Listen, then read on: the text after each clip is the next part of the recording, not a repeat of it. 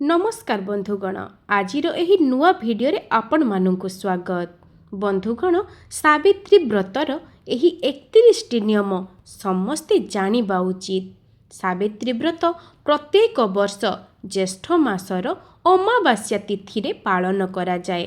तेबे ए वर्ष मे 16 तारिख शनिवार दिन पवित्र सावित्री व्रत पड़ुअछि। व्रत दिन स्त्री माने नुआ लुगा शंखा सिंदूर अलता और चूड़ी पिंधि सजबाज हुअंती। विवाहित स्त्री पाई सजेई हेबा शुभ बोली माना जाए। फल और भोग व्रत पाई विभिन्न प्रकारर ऋतुकालीन फल यथा आंब पणस कदली सपुरी नड़िया एवं भिजा मुग इत्यादि प्रस्तुत करी रखा जाए। शौच और स्नान सावित्री अमावास्या दिन सकाळु शीघ्र उठी स्नानादि कार्य सारी शुद्धपूत होई नूतन वस्त्र धारण करा जाए। उपवास एही दिन व्रतधारी माने संपूर्ण निराहार किंतु निर्जला नुहे रुहंती। पूजा न सरिबा जाए किछि भी खांती नाही। पूजा विधि ठाकुर घरे बा मंदिर रे सावित्री सत्यवान एवं यमराजांक प्रतिमा बा फोटो रखी पूजा करा जाए। सावित्री व्रत कथा बही पढ़िबा बा सुनिबा एही दिनर सबुठारु गुरुत्वपूर्ण अंश अटे।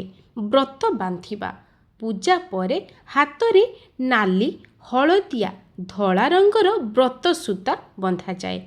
एथिरे साधारणतः 7टी गंठी थाए।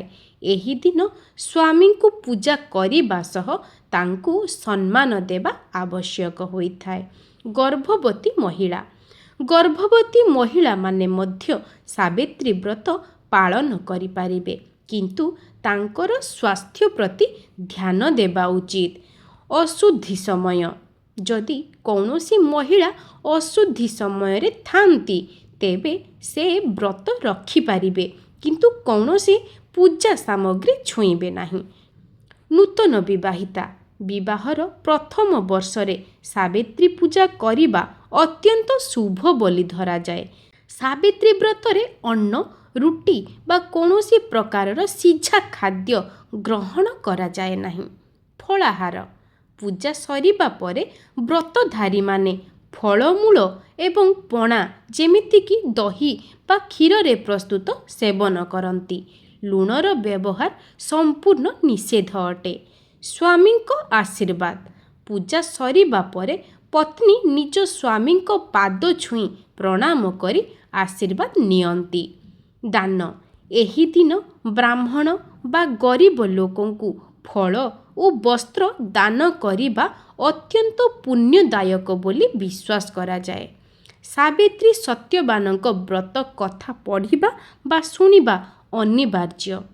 मानसिक शांति पूजा समय रे मनरे कौनसी प्रकारर क्रोध बा ईर्षा रखिबा उचित नुहे। सावित्री व्रत दिन संध्या समय रे दीप दान करिबा उचित। दान ब्राह्मण बा गरीबंकु फल बा वस्तु दान करिबा शुभ फलदायक अटे। सधबा सम्मान अन्य सधबा महिला को सिंदूर और अलता दे सम्मान जणाइबा उचित।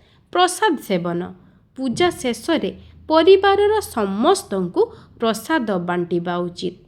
जलपान व्रत समय रे निर्जला रहिबा कष्टकर हेले फल रस बा जल ग्रहण करा जाई पारे।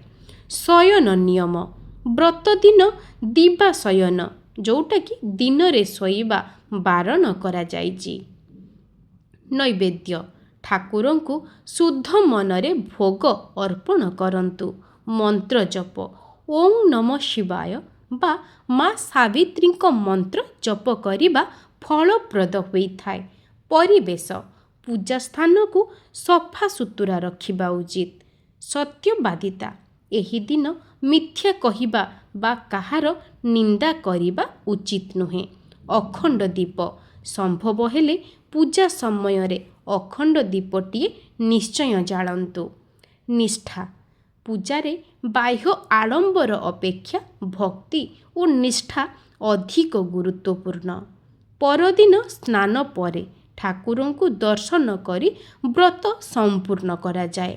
ଯଦି କୌଣସି ଶାରୀରିକ ଭାବେ ଅସୁସ୍ଥ ଥାନ୍ତି ତେବେ ସେ ନିଜର ସୁବିଧା ଅନୁସାରେ ଫଳହାର କରି ଆପଣ ବ୍ରତ ପାଳନ କରିପାରିବେ।